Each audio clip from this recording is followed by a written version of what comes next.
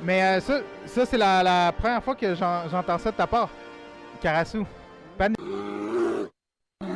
Salut à tous, c'est Audacieux. Aujourd'hui, je suis à l'Otakuton de Montréal, édition 2024. Et comme vous pouvez le voir juste à côté de moi, je suis avec Karasu Cosplay, avec qui, il y a quelques années, si vous nous suivez tous deux régulièrement, on avait fait une entrevue, mais via Zoom.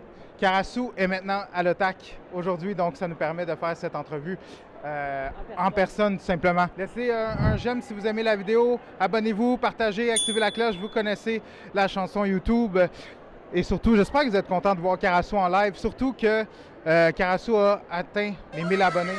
Donc, on en parlera un petit peu plus loin dans l'entrevue. Commence par me faire un clap, s'il te plaît, au micro pour ma synchro de son. Comme ça?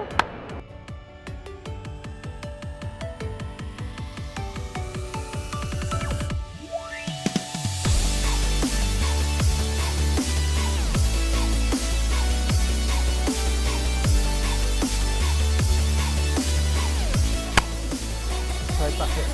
Good. On commence tout de suite avec L'ASV du cosplayer, c'est-à-dire ton prénom, ton âge et ta spécialité dans le cosplay. Karasu Cosplay, j'ai 30 ans, bientôt 31. Ça passe vite. C'est vraiment. C'est effrayant, Colin. Je ne l'ai pas encore pris d'avoir 30 ans, mais bon, on peut rien faire avec ça. Et ta spécialité dans le cosplay. Le maquillage surtout, puis un petit peu de coiffage de perruque. Parce que je confectionne pas encore mes cosplays moi-même. J'aimerais ça, mais je commence tranquillement. Je vais commencer un peu la confection cet automne. J'ai acheté des tissus pour faire, mais évidemment, je suis pas une experte. Je commence juste à coudre, fait que faut être indulgent. Je suis encore au niveau novice en mascarade. C'est bien. Le stylisme de ta wig est quand même bien fait. Là, fait que Ah, c'est bon, bon. Au moins, j'aurais essayé pour un compliment. C'est une amie qui l'a faite, c'est Claudie Wig sur Instagram. Elle fait des belles perruques. Karasu, depuis combien de temps tu fais du cosplay? qu'est-ce qui t'a motivé en fait à commencer le cosplay? Je fais du cosplay depuis maintenant 6 ans. J'ai commencé en 2018. On a des chicanes de Québec avec Hitachi, évidemment. C'est mon personnage préféré, c'est le seul que je connaissais avec celui que j'ai commencé à faire. J'ai arrivé dans l'objet, j'étais déjà toute trempe. C'est pas agréable ce maudit. Là, je souris, mais normalement, Sasuke et Hitachi, ils sourient pas.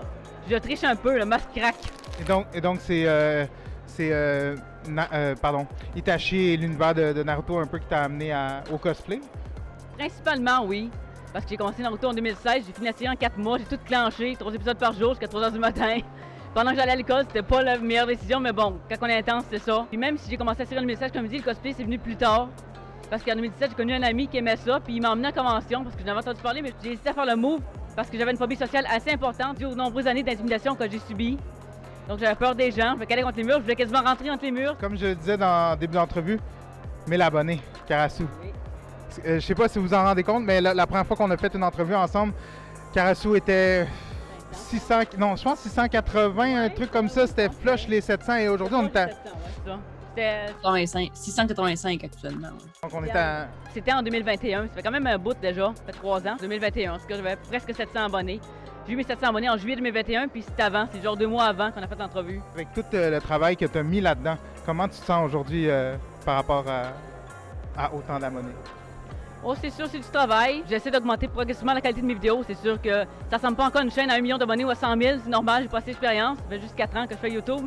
J'apprends encore tous les jours. C'est aussi beaucoup plus de pression quand on rate une vidéo ou quelque chose de même. C'est arrivé justement avant l'Otakuton. Parce que la vidéo de Sagi, que j'ai tout le republier parce qu'il y avait un problème de chronologie. Parce que j'avais fait une faute de sous-titre dans ma vidéo 1000 abonnés justement. Parce que j'ai fait la vidéo en moitié en japonais. J'ai fait une faute en français et en japonais aussi. Je voulais le remettre en ligne. Puis après ça, j'ai remis l'autre en ligne pour que l'autre se respecte, sauf que les abonnés n'ont pas aimé ça. Je me suis fait ramasser dans les commentaires.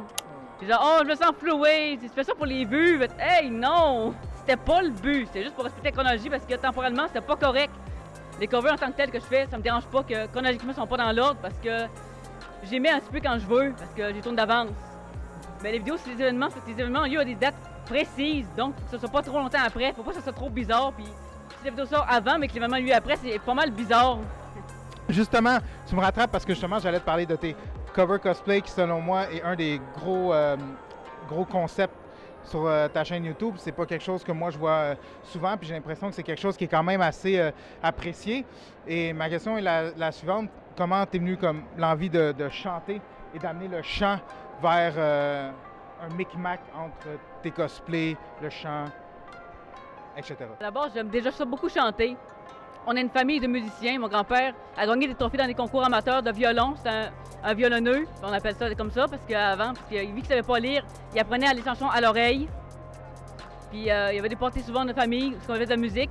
Ça arrivait beaucoup à Noël. Donc, ça vient surtout de ta famille qui travaille dans la musique. Ben, pas travailler, c'est des musiciens. Puis mon grand-père a fait des concours de musique. Puis ils enregistraient des petites cassettes. Là, les petites cassettes qu'on vit dans les réseaux, ça n'existe plus ça à cette heure, là, mais les petites cassettes, ils s'enregistraient. Ils prenaient un micro puis ils s'enregistraient. Ils faisaient ça avant. Puis j'aimerais ça recommencer. On va voir.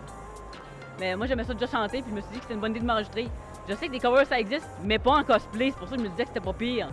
J'essaie juste de faire des chansons qui fit un peu avec le personnage, évidemment. Parce que je peux pas chanter n'importe quoi. Mais j'ai commencé pendant la pandémie parce que j'avais rien à foutre, Colin. Puis ça me permettait aussi de mettre de la visibilité à mes cosplays que j'achetais parce que j'ai commencé pendant la pandémie à me diversifier. J'ai fait Sasuke au début. J'ai fait une chanson de Maxime Landry, Cache-Cache, c'est la chanson qu'il a faite pour son père qui s'est suicidé. Puis j'ai fait la chanson parce que ça ressemblait à Itachi. J'ai fait la chanson parce que ça ressemblait à un critique de Sasuke qui venait de perdre Itachi. Ça, c'est le premier que j'ai fait en mai 2020. Puis après ça, j'ai continué à 2 par semaine. Tout ça parce qu'il n'y avait rien d'autre à faire pendant la pandémie. Puis ça me permettait de sortir dehors puis faire des covers. Parce que j'aime ça sortir dehors. C'est ce qu'on est dépendant de la météo. Ça, c'est une autre affaire qui est moins cool. Et encore une fois, dans la continuité de la carrière Karasu Cosplay, tu as fait aussi quelque chose de très très cool en octobre dernier, qui est prendre une... Attends, quoi? Répète ça? Je me suis payé une table marchande pour vendre des prints, ça n'a juste pas trop marché, ça n'a pas marché même, il n'y a personne qui l'a acheté. Il y avait beaucoup de curieux, mais personne qui a acheté, mais ça m'a fait de la visibilité, puis j'ai pu donner plein de cartes d'affaires. C'est surtout ça le but, parce que vu que je suis pas connu, c'est sûr que le monde n'achète pas. Je suis pas dans Carnival Butler encore, là. Elle, j'ai pas la même renommée qu'elle qui fait du cosplay depuis 12 ans, puis qui fait des mascarades, puis qui est master, là. Je suis encore novice, fait que je suis encore débutante. Mais c'était cool, c'est juste que c'était un petit peu cher, ça fait mal sur le coup, mais bon. C'est une expérience, je voulais l'essayer au moins, j'aurais pas le regret de dire que je l'ai pas faite, que je l'ai pas essayé, j'ai essayé au moins. La prochaine chose que je veux faire, ça va être panéliste. Peut-être on a des Chicon ou au Comic-Con, puis refaire la mascarade du Comic-Con peut-être, mais je pourrais pas tout faire en même temps quand même. C'est un peu compliqué. Mais ça c'est la première fois que j'entends ça de ta part. Karasu, panéliste? Ouais. Ça serait un panel sur quoi? Ça sert pour faire découvrir le cosplay, puis surtout les cosplayers sur les réseaux, notamment YouTube. Comment se lancer sur les réseaux comme YouTuber. YouTuber cosplay évidemment, parce que je reste dans mon thème. Puis surtout, ça serait d'aborder des thèmes importants comme la confiance en soi dans le cosplay, l'intimidation, des trucs comme ça. J'ai déjà fait des vidéos d'ailleurs là-dessus. Il va falloir évidemment que je choisisse des sujets, je ne pourrai pas parler de toutes, mais ça serait à peu près ça, la confiance en soi dans le cosplay, ou acheter ses cosplays, ça fait même. Dans le fond, on peut dire que tu réaborderais sous un nouvel angle des sujets que tu as abordés sur ta chaîne YouTube, mais surtout dans le concret avec les gens. Il y aurait un véritable contact. C'est quand même bien pour quelqu'un qui, à la base, avait une certaine phobie sociale. C'est super de vouloir redonner à son prochain, surtout dans le thème de ta chaîne YouTube. Pour moi, c'est une suite logique des choses. Mais c'est surtout pour aider les nouveaux cosplayers parce qu'il y en a beaucoup qui font encore leur début dans le milieu cosplay. Ça paraît pas, mais il y a encore plein de gens qui commencent, qui savent pas où commencer puis tout ça. Puis vu que j'ai une certaine expérience après 6 ans, je pense pouvoir les guider. Karasu, tes réseaux sociaux, s'il te plaît, j'aimerais ça que les gens puissent aller te suivre. Parce qu'on Facebook, Instagram, X, où on peut te suivre? Facebook, c'est Karasu Cosplay. Instagram, c'est Coeda7. J'ai un compte Patreon, mais j'ai pas commencé le contenu encore. J'ai une chaîne Twitch aussi que je vais commencer bientôt à faire des petits lives dessus. Live YouTube aussi, éventuellement. Merci, Karasu. Tant qu'à nous, Benoît Tasse Photographe, mine de rien, sur Facebook et Instagram. N'oubliez pas d'aller nous suivre. J'espère que vous avez apprécié cette entrevue. Surtout, donnez de l'amour à Karasu. Une très bonne cosplayer qui est là depuis des années et qui donne tout son possible pour donner et redonner. Donc, sur ce, les ursidés, nous autres, on se voit dans une prochaine entrevue. Ciao tout le monde. Attends, est-ce que ma tête est coupée? Ouais, un peu. Ma tête est un petit peu coupée. C'est plus grand, ça, moi, c'est correct. Oompa Loompa. On devrait mettre des bloopers.